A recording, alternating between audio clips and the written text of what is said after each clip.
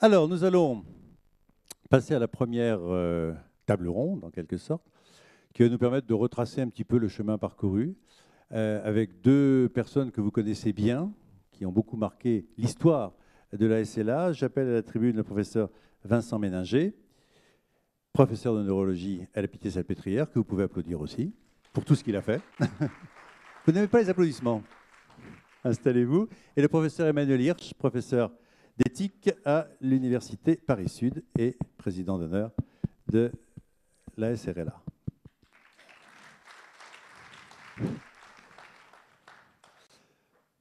Alors, on va faire un petit tour d'horizon avec nos deux professeurs.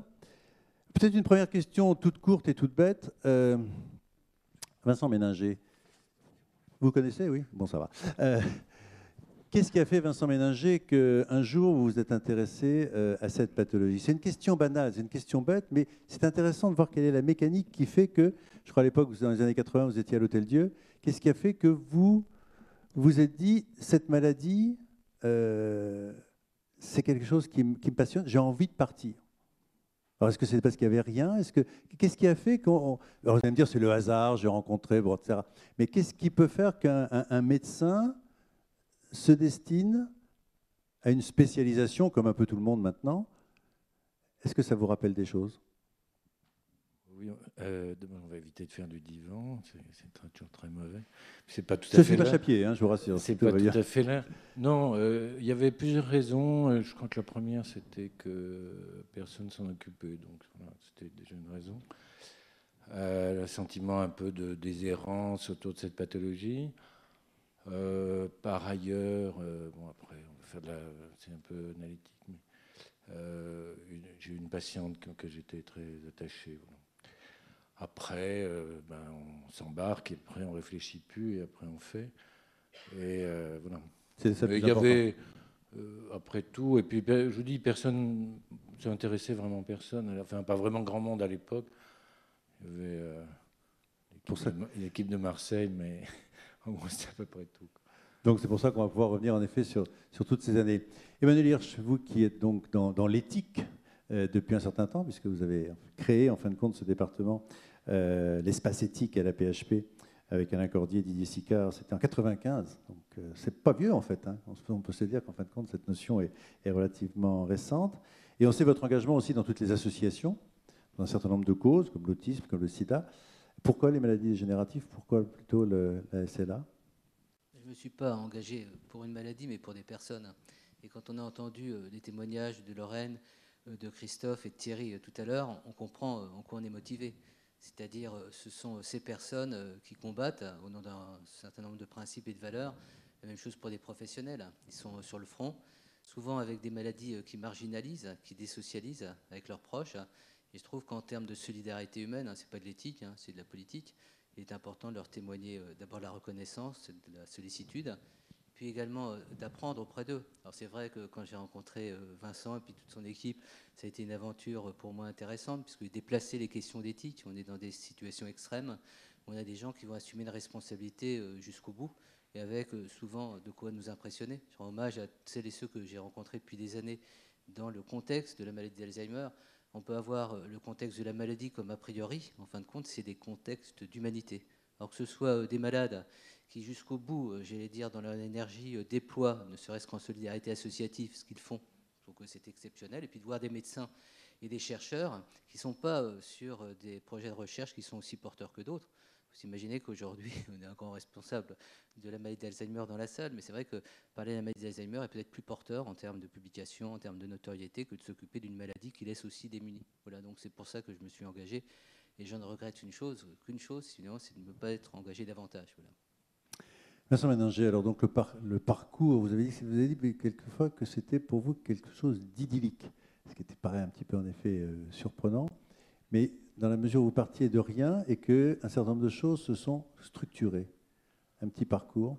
Oui, il y avait une grande naïveté. Enfin, il y avait rien. Donc l'idée, c'est de construire autour de rien. Et c'est plus facile de construire autour de rien que de construire quand déjà, enfin, de reconstruire ou de changer.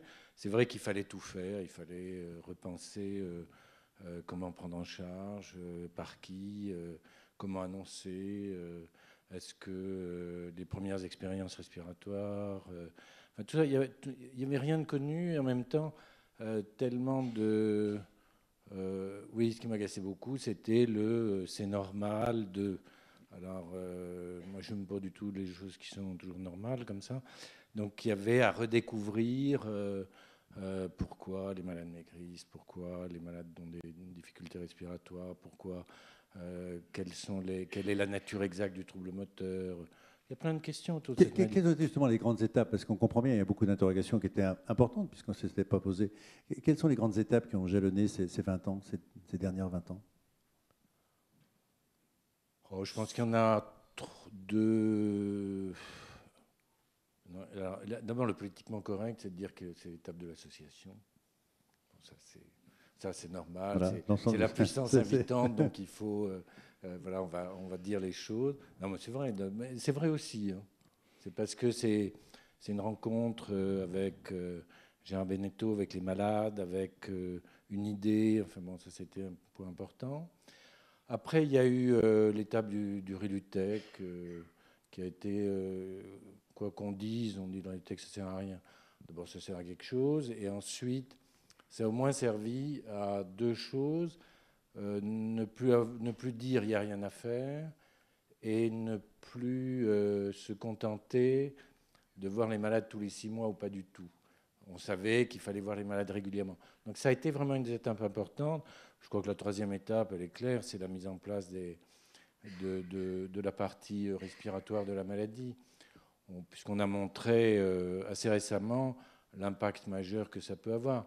Alors c'est vrai que ce n'est pas très valorisant peut-être, et que je comprends tout à fait les demandes, les interrogations, ce qui se passe, mais il y a une réalité, hein, il y a une réalité forte, c'est qu'aujourd'hui, on a vraiment gagné sur le plan évolutif dans la maladie.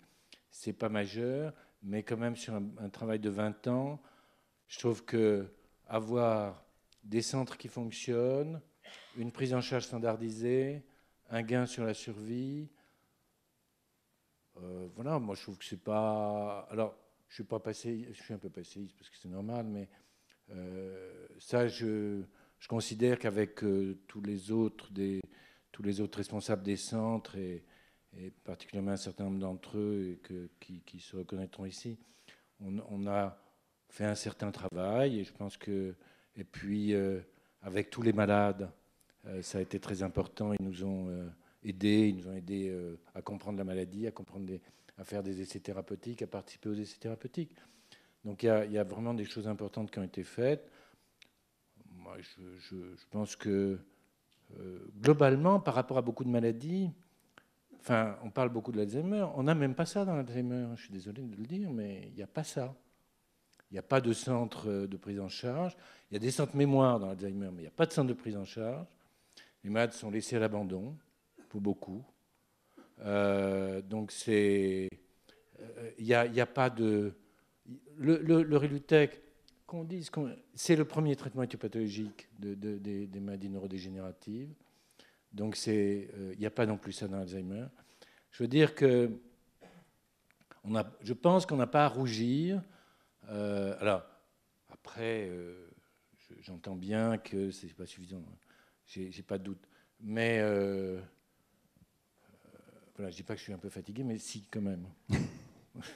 On va quand même parce qu'il a fallu tirer la locomotive, il a fallu tirer la machine, c'est pas toujours facile. Voilà, parce que vous savez bien que rien n'est simple dans la vie, mais quand même, il y a vraiment quelque chose de positif maintenant, y compris, il y a une recherche française sur la SLA, fondamentale. Bon, donc c'est important. Donc ça, c'était l'aspect en effet médical et recherche. Donc on comprend bien que les choses se sont structurées. Donc il existe des choses. Il y a encore beaucoup de choses à faire, mais il existe des choses, qui est un élément important. Emmanuel Hirsch, dans le domaine de la prise en charge, est-ce que là aussi, dans la relation aux patients, dans la relation à la famille, les choses se sont organisées en termes d'information, en termes d'entourage du patient? Et donc dans le domaine associatif, bien sûr, là, jouer un rôle, j'imagine, important. Dans ma longue fréquentation avec Vincent Ménager, qui est assez provocateur, Il arrive très souvent qu'on n'est pas tout à fait d'accord, en tous les cas, non pas dans l'analyse, la respecte, mais ensuite les cas dans les conséquences qu'il en tire. Juste un point, le plan Alzheimer 2008-2012, le dernier plan Alzheimer, fait quand même franchir des avancées tout à fait spectaculaires, notamment avec la prise en compte de la personne dans une coordination de soins qu'on retrouvera demain dans les stratégies thérapeutiques. Et donc je veux dire qu'on peut pas être aussi rapide pour dire qu'aujourd'hui il n'y a pas eu des avancées importantes, en tous les cas dans le domaine de l'Alzheimer, les Mayas, les EHPAD, enfin il y a tout un ensemble d'éléments qu'on pourrait prendre en compte. Mais alors pour rendre vraiment un hommage aux militants des années de la SLA, l'hommage est qu'ils ont été pionniers dans bien des domaines. Et c'est vrai que même pour les maladies génétiques, pour tous les centres un peu experts, le fait d'avoir créé un modèle, et Vincent y est pour beaucoup, a posé en des termes tout à fait nouveaux, tout à fait inédits, la prise en soin de la personne dans la continuité de sa maladie. La prise en soin globale, par une approche transdisciplinaire dès le départ, une prise en soin d'autant plus justifiée que pour certaines personnes, la maladie évolue relativement rapidement. Et je pense que ça, c'est un acquis. C'est-à-dire qu'il y avait toute l'errance diagnostique, qui était un point à prendre en considération, qu'on retrouve dans d'autres maladies neurologiques dégénératives. Le fait d'avoir des centres experts, d'en avoir 17 aujourd'hui, et d'espérer, puisque je suis le représentant de la ministre qui est là, d'espérer en avoir un autre, je pense en Bretagne, pour avoir Le 18e de l'Ouest. voilà, pour avoir la couverture générale. Alors quand vous allez sur le terrain, vous êtes impressionné parce que c'est une approche de proximité et qui prend en compte la personne dans la globalité de ses demandes. D'abord avec une réponse médico-scientifique de qualité, le soutien psychologique, avec également l'aide au domicile, c'est-à-dire vivre au quotidien la maladie. Les années SIDA nous ont appris que finalement vivre avec la maladie, c'est aussi vivre au-delà de la maladie, vivre en société, vivre avec les siens. Donc toute cette dimension, j'allais dire, de prise en compte de la personne là de cette maladie a été aussi prise en charge finalement dans le cadre de ces centres. Alors je dis d'une manière maladroite parce qu'il y a beaucoup de choses à dire, mais je pense que souvent on dit qu'il y a des maladies qui ont été des paradigmes, des accélérateurs en fin de compte. La maladie SLA a été un accélérateur. Dans les structures EPI, et je dis à notre présidente qui est ici présente, je crois qu'une des grandes réussites des dernières années de l'association, c'est d'avoir été en capacité de contribuer avec un certain nombre de grands hôpitaux, notamment des hôpitaux de la PHP, mais également en dehors de la PHP, à mettre en place des chambres spécifiques dédiées à des personnes qui, pendant un moment donné, pendant quelques jours, ont besoin un peu de s'aérer l'esprit, et puis c'est la même chose pour les familles. Et je pense qu'il y a vraiment un enjeu important dans ces structures répit, ces structures intermédiaires, et j'espère qu'un jour pour notre association, j'y sens tout mon attachement, on aura aussi peut-être une structure un peu plus spécifique que l'on pourra mettre en place. Voilà, je le dis d'une manière très très concrète, la revendication au SLA, c'est la revendication qu'on porte pour l'ensemble des personnes malades qui sont souvent dans des situations d'isolement, de relégation sociale. Et je trouve que la réponse associative, il faut rendre hommage à ceux comme Gérard Beneteau et les équipes qui ont créé cette association. En termes de solidarité, les réponses sont assez fortes, mais il reste beaucoup à faire, notamment en soutien des familles. Puis un dernier point qui m'a beaucoup impressionné pour en avoir parlé récemment avec Armelle Debru, qui est très militante dans ce domaine, c'est tous les groupes de parole entre personnes malades, entre proches, comme il y a un petit peu pour la Ligue contre le cancer. Bref, il y a tout un ensemble d'évolutions et qui, à mon avis, teinte la culture du soin aujourd'hui en termes de prise en soin de la personne dans la globalité de ses demandes.